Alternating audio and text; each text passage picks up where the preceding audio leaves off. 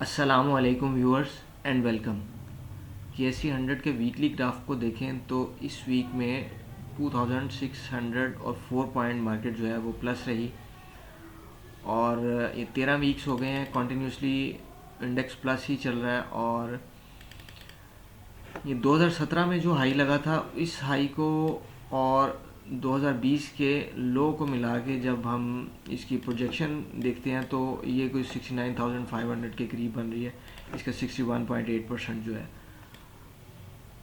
इसकी तरफ market travel कर सकती है। जब से ये रेजिस्टेंस ब्रेक हुई है 53,000 की, उस वक्त से स्ट्रॉन्ग ट्रेंडिंग फेज में KSE 100 जो है काफ़ी अरसे के बाद फॉल किया है।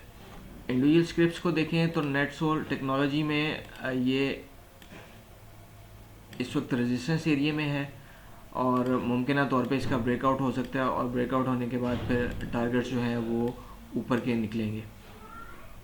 TRG चूँकि पहले जब सारी मार्केट डल थी तो उस वक्त एरेटिक मूवमेंट्स देता रहा, तो अभी जो है वो साइडवेज में और बियर ट्रेंड में उस बियर को थोड़ा निगेट करता हुआ और लेकिन है फ़िलहाल ये बियर में ही, ये अभी बुल में नहीं आया। सीमेंट सेक्टर को देखें तो DG सीमेंट अपने ब्रेकआउट के बाद काफ़ी अच्छी प्रोजेक्शंस देता हुआ कोविड के टाइम का हाई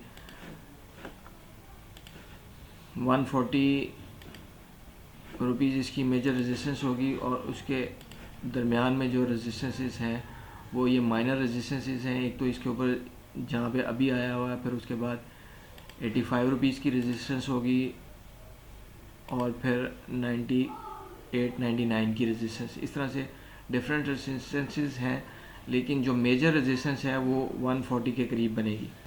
लकी कंपनी ने बायबैक करने के बाद अपने हिस्टोरिकल हाई की तरफ, जो कि तकरीबन 900 से ऊपर का है, इस एरिया में कंपनी कंटिन्यूसली अपने शेयर्स जो है वो बायबैक करती रही। और कंपनी जब शेयर बायबैक कर रही होती हैं इसका मतलब है कि उसके पोटेंशियल जो है वो बहुत ज़्यादा है। होंडा कार भी ब्रेकआउट के बाद एक यहाँ पे ये बॉटम पे ब्रेकआउट हुआ था और उसके बाद ये सेकंड ब्रेकआउट कंसोलिडेशन के बाद अपने मेजर रेजिस्टेंस जो कि इसकी एक तो ये रेजिस्टेंस 250 के करीब, 245 250 के करीब होगी और फिर 370 के करीब। फ्लाइंग सीमेंट एक लंबे अरसे की कंसोलिडेशन के बाद ब्रेकआउट और ब्रेकआउट के बाद प्राइस जो है वो अपने जो इसकी रेजिस्टेंस 12 रुपये और फिर ऊपर की रेजिस्टेंसेस बनेगी उसकी तरफ। बलोचिस्तान ग्लास स्टिल कंसोलिडेशन में, ये इसका ब्रेकआउट हुआ है लेकिन स्टिल ये कंसोलिडेशन एरिया में ही है। 12 रुपये और 13.40 की इसकी रेजिस्टेंस बनेगी। अटक रिफाइनरी बहुत अच्छी मूव देने के बाद इस साइडवेज में और साइडवेज में के बाद अगर ये इस एरिया में 322-25 से ब्रेकआउट ऊपर होता है और सस्टेन भी प्राइस करती है तो मुमकिन तौर पे ऊपर की प्राइसेस नज़र आ सकती हैं। थारे ग्लास अपने एडजस्टेड ग्राफ में हिस्टोरिकल हाई से भी ऊपर। SSCC ये लंबे अरसे की कंसोलिडेशन के बाद ब्रेकआउट और ब्रेकआउट के बाद इस वक्त ये पुल बैक एरिया है इसका। ये जो मैंने सर्कल ड्रा किया 12 रुपये और 1180 का पुल बैक का एरिया है और इसमें फिर रेजिस्टेंस जो मेजर रेजिस्टेंस होगी वो 15 रुपये से ऊपर और नेक्स्ट रेजिस्टेंस जो है 19 रुपये।